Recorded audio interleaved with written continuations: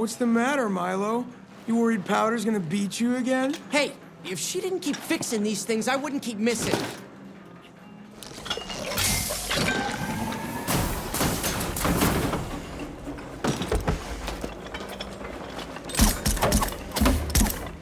You guys know I wouldn't take you on a job you couldn't handle, right? Are you kidding? That was the best job we've ever done. Maybe just don't take Powder next time.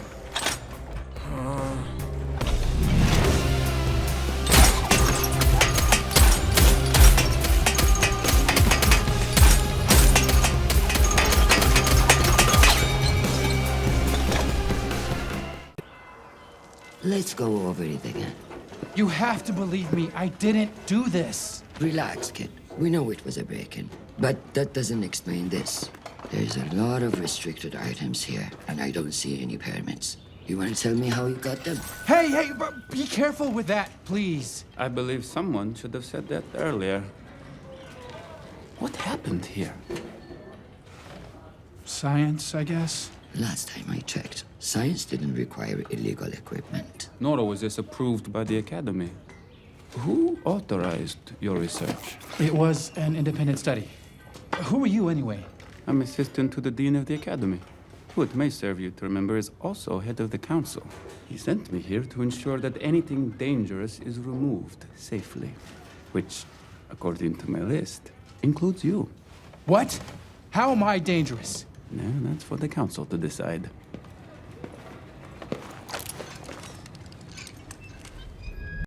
Welcome back, everyone. Today we got another video. Today we're going to be doing a breakdown of Arcane episode 2. I did Arcane episode 1 on my second channel, so if you guys want to check that out, there'll be a link in the description below to check that out. But yeah, we ended off with some interesting cliffhangers, such as this bunny who is stuck on electric wire, Jinx and Vi looking over the city, and of course there's the moon where maybe Diana and Aphelios are. Ooh, I'm joking, of course. They probably won't appear in the series. That would make the story too complicated. Also, Aphelios is a mute, so you'd probably only see him grunting, to be honest. Unless his sister would talk for him, then that's a whole different story. But anyways, let's get on with episode 2. We finally get the reveal of a younger Jace and Caitlyn. And they're just, you know, just friends. Honestly, probably. They're then hit by the crystal blast, which apparently is the crystals which are harvested from the Braccarin, you know, Skarner's race, which will be powering the weapons of Jace's future Mercury Hammer / cannon, as well as probably Victor's augments and hex cores. He's then knocked unconsciously and is put into a flashback with his mother, and they are somewhere around in the Freljord, where they pass out due to extreme exhaustion, and it looks like they're about to die. But of course, somebody comes, and you might think, the first thing you're going to think, obviously, is this Ryze? The answer is probably most likely going to be no. Maybe like a younger version of Ryze, but like honestly probably not, because if you look at him, first of all, this guy's got a staff. Ryze, he just wants his scrolls. Ryze is also around 250 years old, and he doesn't need no staff to create realm warp or portals. This guy is obviously using the magic of his gem, but you know, according to lore, Ryze is incredibly broken. I don't think he would be using these little things to do such simple magic. But it is rune magic, so it's pretty interesting. Also, he's not blue, and since Ryze is 250 years old, there's a high chance that he turned blue a while ago, not in the next 10 years or so, where Jinx and Vi grew up to be adults. Also, don't think Ryze would give anything magic away, so yeah, probably not him. It also kind of looks like a tear of the goddess, I'm not gonna lie. Anyways, that was Jace's first encounter with magic, so, you know, that's why he's so intrigued into magic at the present moment and is researching into it. Flashback to reality, we got Grayson, who might be connected to Camille, I'm not too sure. There's a lot of theories saying she is connected to Pharaoh's family. And now we're introduced to Victor. As you can see, his body is actually very frugal, and he's got a cane, which is alluding to when he gets all of his augments with his new cane and stuff. But yeah, you can see he really wants a better body because his body right now kind of sucks. He also learned that he does come from Zon, which I would have never known. I always thought he was a part of Piltover. And I'll be honest, in this clip that Jace talks, he kind of sounded like Echo at first. So I got sort of tripped out. Let's go over it again. You have to believe me, I didn't do this. Relax, kid. But it's obviously Jace, who is voiced by Kevin Alejandro, while the original voice actor is actually named Anthony Del Rio. Anywho, after this, Grayson pulls out the cuffs on Jace, alluding that he becomes an enforcer later. You know, like how he's an enforcer in TFT. Anywho, after that, he still does have the Tear of the Goddess. I'm going to refer it to that just because it kind of looks like it. Also, I mean, Jace does build Manamune, which builds out of Tear, and he was given this Tear by someone who looked like Ryze, but obviously isn't Ryze, so it could be a little fun Easter egg maybe. But this gem is obviously important because they keep zooming in on it. And it's going to be on his left hand, so you might see something he does with that later. And guess who enters the room? A new character, Heimerdinger. Now this Heimerdinger sounds a lot like the Heimerdinger from the game. So I looked up both voice actors, and guess what? It's not the same, but at least they sound the same. Dennis Collins Johnson was the person who voiced Heimerdinger back when he was created, while we have Mick Wingert voicing him in Arcane. I'm a little upset that there's no voice actors from the actual game, but that's okay because this guy actually sounds like Heimerdinger. There's this slug that Heimerdinger pulls out, but I think it's just a regular slug.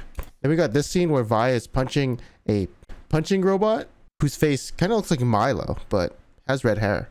Maybe they don't have other crayons or something. Then we got Jinx, who shows us that she's actually a really good mechanic. She's just incredibly weak, apparently. And then shows us, obviously, that she's an incredible marksman. You know, alluding to the fact that she gets her W in the future. You know, Zapper. Well, that's the gun name, of course. But yeah, she's just very squishy and can't really jump roofs unless she has Gale Force equipped. Oh, what's the matter, Milo?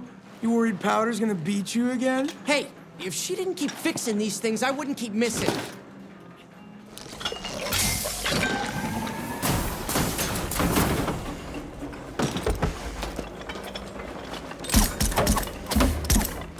You guys know I wouldn't take you on a job you couldn't handle, right? Are you kidding? That was the best job we've ever done. Maybe just don't take powder next time.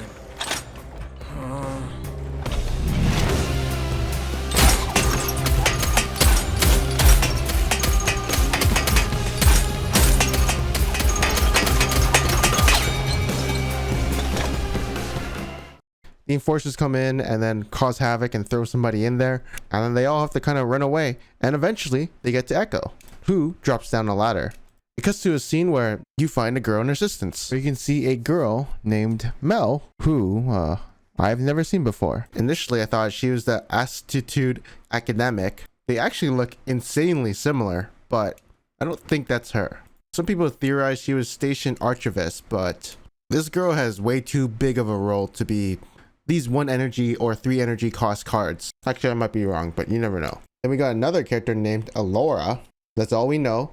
And assistant number 2, I guess. But yeah, she even herself says that Heimerdinger does favor Jace, so everyone in the council knows what's up with Jace and Heimer. After that, we finally get to meet 2 interesting people that you don't usually see in League of Legends. We get to see Caitlyn's mommy and daddy, Mrs. Karamman and Mr. Karamman. Oh, by the way, I forgot to mention this, but in episode 1, you do get to see Caitlyn's Traps cupcakes from the first episode. Who makes these cupcakes? I'm not sure, but it wasn't the same porch that the Hex Core blew up and made Jace unconscious. And finally, we get to the point where we've got a bunch of people on the council, including Mel and Heimerdinger. But there's just one character, the robot-looking dude, who, I'm not sure what race this could be in League of Legends, but his name is Bolbok. You'll also see that Caitlyn's mother is actually on the council as well. And then you learn in the world of League of Legends, magic is something you're born with. But Jace says it can be fabricated. But Heimerdinger gets extremely agitated and is scared of something meddling with magic, or at least fabricating with magic. And he does say lay waste to civilizations. Could it be Karthus? Probably not, but maybe. After a while, Zemima, who is Jace's mom, Zymema, comes to rescue Jace, and you learn that Jace is one of the lower houses, not like a high house like Caitlyn is. You know, she's like Jeff Bezos, and Jace is like Jeff Bezos' cousin or something like that. Then they get off with a slap on the wrist, aka Jace banned from studying Piltover's finest. And then we get a scene where it looks like Urgot's been here. Maybe it's alluding to Urgot. You never know. He could appear in the series if he wants. Just kidding. Apparently he's an executioner in Noxus, and then he tries to invade Piltover, which then he gets captured. And of course, remember that cinematic where he's fighting Caitlyn in the prison? But yeah, that happens a lot later. Like, probably not even in the series. That happens afterwards. Then we have the scene with Jace and his mother, and we can see the obvious one where Jace has his hammer, which turns into his weapon, the Mercury Hammer, which is pretty cool. Then we got the scene with Heimerdinger and Victor talking about magic. And of course, Victor is super intrigued into this book that has a hammer on it, which probably contains a lot of magic and is going to be very interesting. But yeah, they're getting rid of Jace's research because that's what they got to do when they kick someone out. We can see Deckard and Silco looking towards the sea and talking about sea monsters. But obviously the only ones we know are Nautilus, Nagadaboros from Malawi, Pike, and I think GP has something to do with it, but his relationship was with Malawi or something like that. I totally forgot what it was. Then obviously when he's being talked to by taking this purple drug, we got a little Silent Singe in the background just chilling. Man doesn't give two fucks, to be honest. And then yeah, Deckard turns into some kind of monster that we'll see in episode 3 probably. And then finally we skip a lot ahead where the enforcers are trying to arrest the 4 rats, Sump rats to be exact. And all I can think about is Sumpworks Posse, the OP card from Legends of Runeterra. This is the only time I've heard Sumps was in these 2 contacts. While we got Vander here, kind of concerned, and he summons the alarming monkey to tell all the kids down there that they gotta run. This is also Jinx's Get Excited card in Legends of Runeterra, as well as in her music video, Get Jinxed. But obviously this monkey is has something big going on, so I'm kind of excited to see what happens. God, these enforcers just look incredibly menacing and scary. The way to design them is like really good to make him look very villainous. Then later on we get Vander and Vi talking on the rooftop, and some portraits who I believe to be Jinx's and Vi's parents, but I could be wrong. And then in the next scene, we've got Jace and his attempt to jump off a cliff, but also red metal with a hammer on it. Ooh. And then finally Jace finds out Victor's name in this moment. Pretty funny. Then we get a later scene where Jinx is leaning in the last drop, but instead of the monkey, we get the bunny, and yeah, similar to the scene you see in The Enemy, of course. Almost the exact same video, actually. And the forces are going to be invading Vi and all of them, and yeah, obviously episode 3 is out, so like, I have to go watch it and see what happens. If you guys did enjoy this video, make sure to comment below, let me know. Otherwise, I can screw off. And honestly, leave it to Necrit. I don't really mind. This is just something I want to do and try out. Anyways, bye.